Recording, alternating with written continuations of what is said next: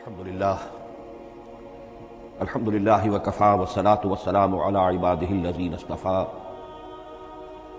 خصوصا علی افضلهم وخاتم النبیین محمد الامین وعلی آلہ وصحبہ اجمعین اما بعد فاعوذ باللہ من الشیطان الرجیم بسم اللہ الرحمن الرحیم رب اشرح لی صدری ویسر لی امری واحلل عقدۃ من لسانی یفقہوا قولی اللهم ربنا انس وحشتنا في قبورنا وارحمنا بالقرآن العظيم اللهم اجعله لنا إماما ونورا وهدى ورحمة اللهم ذكرنا منه ما نسينا وعلمنا منه ما جهلنا وارزقنا تلاوته آناء الليل وآناء النهار واجعله لنا حجة يا رب العالمين آمين۔ کل دو نشستوں میں تعارف قرآن کے ضمن میں جن عنوانات پر گفتگو ہو چکی ہے ان میں سے ایک تشنا رہا قرآن حکیم کی ترتیب اور تقسیم۔ اس کی تدوین کے بارے میں گفتگو ہماری مکمل ہو چکی تھی کہ قرآن حکیم کی تدوین تین مراحل میں مکمل ہوئی۔ اولا خود حضور صلی اللہ علیہ وسلم نے اللہ تعالیٰ ہی کے حکم سے قرآن مجید کو مرتب کر دیا اور اس مرتب شکل میں امت کو منتقل کیا۔ ترتیب معین ہو چکی تھی، لیکن وہ کتابی شکل میں ما بین الدفتین جمع نہیں ہوا۔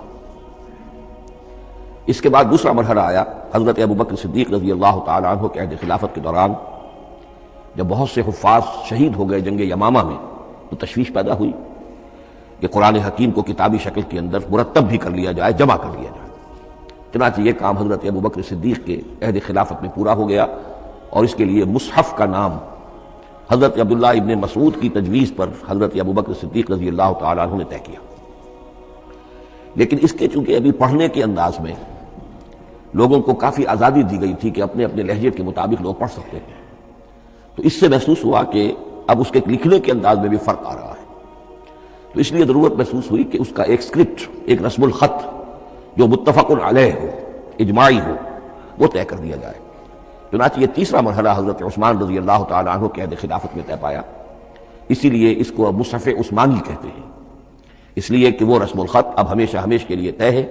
اس کے آفیشیل نسخے تیار کیے گئے اور بڑے بڑے شہروں میں جو بھی اس وقت اس مسلمان ممالک تھے ایک نسخہ بھیج دیا، اور باقی نسخے جو ہیں وہ طرف کر دیے۔ تو اس طریقے سے گویا کہ ربع صدی کے اندر یہ تینوں مرحلے جو ہیں مکمل ہو گئے ہیں، اور جیسا کہ میں نے عرض کیا سب تسلیم کرتے ہیں کہ جو قرآن آج ہمارے پاس ہے وہ وہی ہے بعینہ ہی جو محمد رسول اللہ نے اپنی امت کو دیا تھا۔ البتہ جہاں تک قرآن کی ترتیب اور تقسیم کا تعلق ہے، بعض باتیں تو میں بیان کر چکا ہوں، ان کا صرف اجمالی اعادہ کروں گا۔ نمبر ایک یہ کہ قرآن کی جو بیسک یونٹ ہے، بنیادی اکائی، وہ آیت ہے۔ آیت کو ہم جملہ نہیں کہہ سکتے، آیت کو ورس نہیں کہہ سکتے، مصرع نہیں کہہ سکتے، اس کی اسی اصطلاح کو ہمیں ریٹین کرنا ہوگا۔ آیتیں چھوٹی بھی ہیں، بڑی بھی ہیں۔ آیتیں صرف حروف مقطعات پر بھی مشتمل ہیں اور مرکبات ناقصہ پر بھی مشتمل ہیں۔ پورے جملے کی ایک آیت بھی ہے اور کئی جملوں پر ایک آیت بھی مشتمل ہے۔ یہ تمام امور توقیفی ہیں، یعنی حضور صلی اللہ علیہ وسلم کے بتانے پر موقوف علیہ۔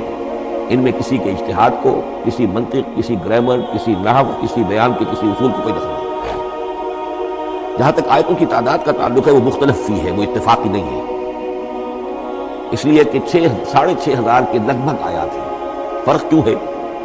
ایک بڑا فرق تو اس وجہ سے واقع ہو جاتا ہے کہ تمام سورتوں کے آغاز میں جو آیت بسم اللہ لکھی ہوئی ہے اس کے ضمن میں ایک اختلاف ہے کہ آیا ہر مرتبہ اس آیت کو کاؤنٹ کیا جائے یا نہ کیا جائے۔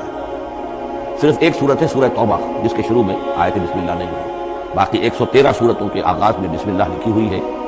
تو بعض حضرات اس کو سمجھتے ہیں کہ یہ کاؤنٹ نہیں کی جائے گی، بلکہ یہ تو در حقیقت صرف سورتوں کے درمیان فصل اور فرق قائم کرنے کے لیے یہ آیت بسم اللہ لکھی گئی۔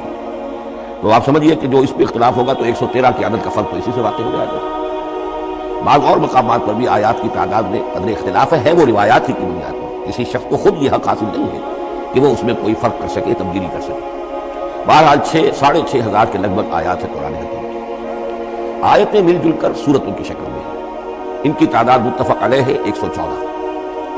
سورت سور سے بنا ہے، سور کے معنی فصیح ہے، گویا کہ ہر سورت جو ہے وہ اللہ تعالیٰ کے علم، معرفت، حکمت کا ایک شہر، سورتوں میں آیات کے باہمی ربط کے حوالے سے اس کے معانی کے اندر اور اس کی حکمتوں کے اندر اضافہ ہوگا، ربط آیات۔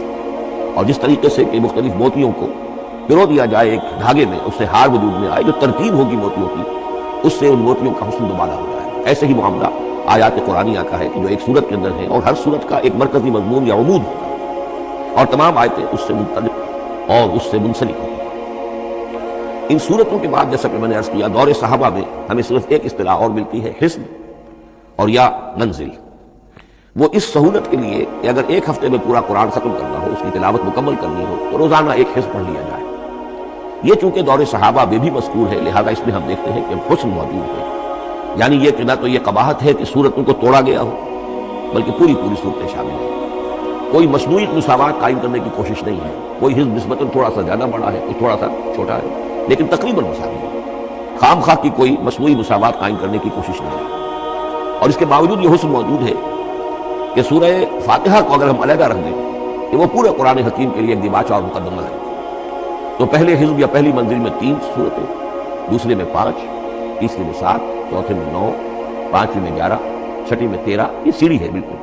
اور جو آخری حزب مفصل کہلاتا ہے، اس میں چونکہ آخری پارے میں آپ کو معلوم ہے چھوٹی چھوٹی صورتیں ہیں تو تعداد 65 ہے، وہ بھی جو آخری تعداد ہے 13 اس کا ملٹیپل ہے۔ بہرحال یہ حزب یہ بھی دور صحابہ میں اس کا تذکرہ ہمیں ملتا ہے۔ البتہ جو مزید تقسیم کی چیزیں ہمارے ہاں معروف ہیں وہ بات کی چیزیں۔ رکوعوں میں طویل صورتوں کو تقسیم کیا گیا تاکہ ایک رکعت میں اگر طویل صورت میں سے کوئی آیات پڑھنی ہے تو اس طرح پڑھی جائیں کہ مضمون ٹوٹے۔ یہ حجاج بن یوسف کے زمانے میں یہ کام ہوا ہے اور بڑے غور و فکر سے ہوا، واقعتاً محسوس ہوتا ہے کہ معنوی جو ربط اور تعلق ہے اس کو مضمون رکھا گیا ہے۔ لیکن جو دوسری تقسیم ہمارے ہاں معروف ہو گئی ہے وہ پاروں کی ہے۔ اول تو یہ معلوم نہیں کہ یہ تقسیم کب ہوئی، مجہول الزمان ہے یہ۔ نمبر 2 یہ کہ اس میں یہ زیادتی بھی نظر آتی ہے کہ صورتوں کی فصیلیں توڑ دی گئی ہیں، گویا کہ ایک مصنوعی مساوات قائم کرنے کے لیے کہ 30 دن میں اگر قرآن مجید ختم کرنا ہو، ہر مہینے میں ایک ختم قرآن کوئی شخص کرنا چاہے تو روزانہ ایک پارہ پڑھ کر، لیکن یہ کہ اس میں وہ حسن موجود نہیں ہے بلکہ یہ قباحت موجود ہے کہ صورتوں کاٹ دی گئی۔ اس کے بعد اب جو بات مجھے عرض کرنی تھی وہ یہ ہے کہ زیادہ عرصہ نہیں گزرا کہ قرآن حکیم کی ترتیب اور تقسیم کے ضمن میں ایک اور حقیقت سامنے آئی، اور یہ حقیقت یہ ہے کہ قرآن حکیم کی صورتوں کے گروپس ہیں۔ اب یہ